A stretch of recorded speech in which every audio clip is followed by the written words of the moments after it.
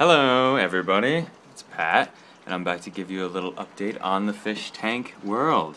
So where I left you all off, I had just begun my aquaponics setup and I had planted the seeds. Obviously seeds sprout, so I'm sure no one's surprised to see that. So I also did a water test to see how the nitrites and nitrates and ammonia levels are holding up. That's all the stuff the fish poop out. And chances are it should be getting dealt with at least a little better now that the plants are pulling out all those nutrients. So, here's the tank, looking stunning as usual. I know, little French guy smoking a cigarette.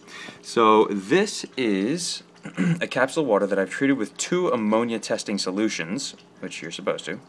And this is a color chart, which is supposed to match up. And let's see. I'd say that the color in this glass most closely resembles, well, I guess it's kind of impossible with a camera phone, but it's fucking good. So, let's call it a mild but wild success. And then I'll show you the plants doing what plants do, which is blossom and bloom and grow and thrive. Basil's coming on slow. Tomatoes had a problem. I'll explain to you in a moment. And lettuce, you know.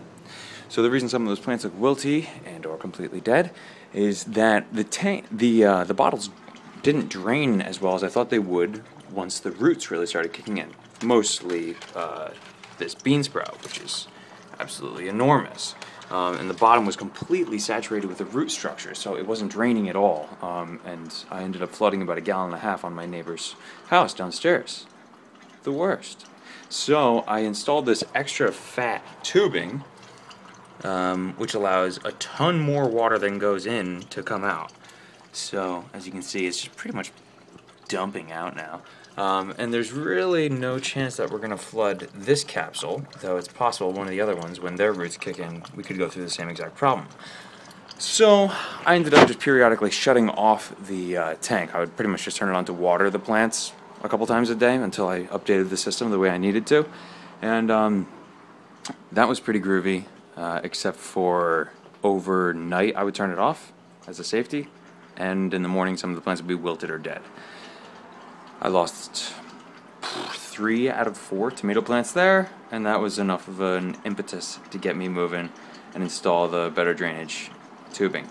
So, if you start your aquaponics setup on your own, which I'm sure you all will,